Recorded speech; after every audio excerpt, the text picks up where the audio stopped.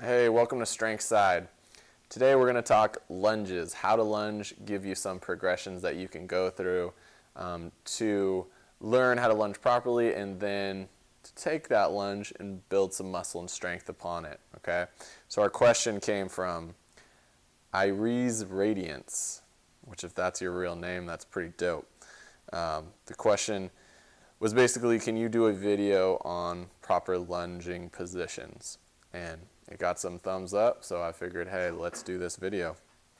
So when it comes to lunging, I like to teach people to start in a half kneeling lunge position, okay? So what that is going to entail is getting down.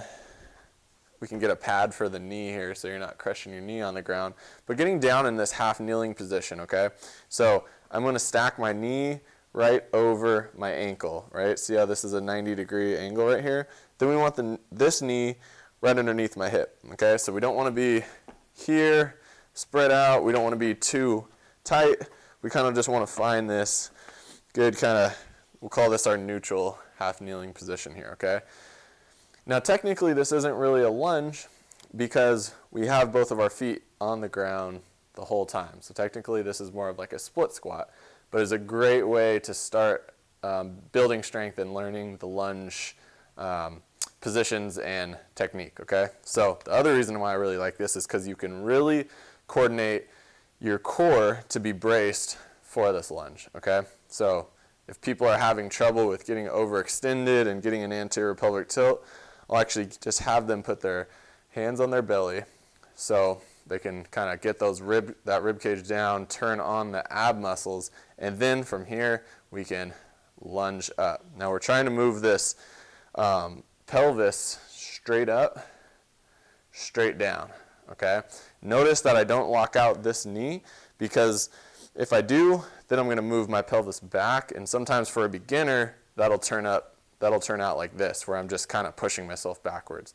We want to learn how to move our center of gravity straight up and straight down, and that's going to take proper muscle coordination and output from this leg that we're lunging on or squatting, whatever you want to call it. Okay, so we're here. Now the other thing is that sometimes people get confused because you have both of these legs down. We don't want to push off with this back leg. Okay, we need it to stabilize ourselves, obviously. But we want to be creating all the force out of this top leg here, okay? Up, down. Let me just give you a front view. I'll switch legs so I don't get crazy muscle imbalances.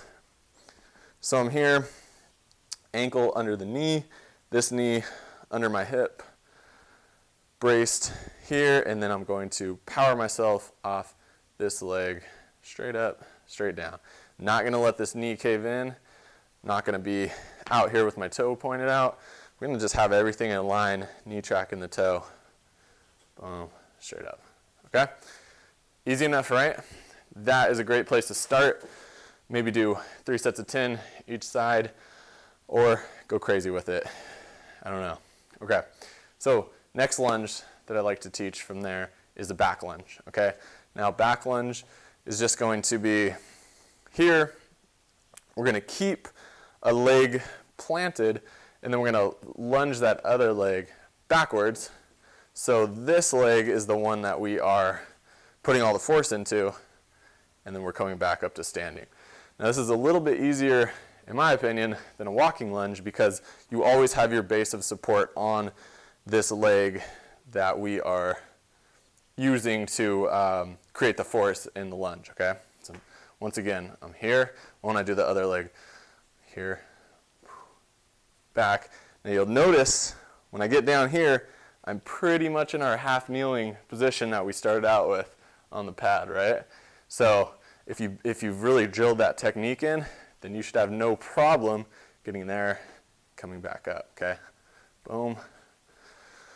Let's give you a front view. I'm here. Okay, so other thing I want to mention really quick is torso position during this, okay? So we don't, the lunge isn't a hinge, right? We don't want to get our torso coming forward like this. We want to stay upright because this is more of a squatting pattern, okay? But we don't want to get overextended, right? We don't want to get overarched here. So we have to find core stability by keeping the rib cage down, with also just keeping the chin tucked, head straight forward, chest up, here. Now hand position, you can do whatever feels comfortable to you. You can put it out in front of you. You can put them just right down beside you. Find what you like, okay? And then the final lunge is going to be more of your conventional lunge where you're walking forward, right? So, now we're losing that point of contact. So now I have to catch myself, lunge into this leg, and then come back up, okay? So that's why this is the most difficult, because, you're doing this motion of not having any stability. Now I have to find stability in this leg. Get back into, once again, this is almost our half kneeling position here, and then I lunge again, okay? Once you feel like you grasp all these with body weight, very easy to load any of these up, right? You can load them up goblet style by holding a dumbbell, kettlebell, whatever here, or you can load it up, pretend I have a dumbbell in my other hand, with just holding dumbbells at your side there, or walking. Okay guys, so that's all about lunging, right?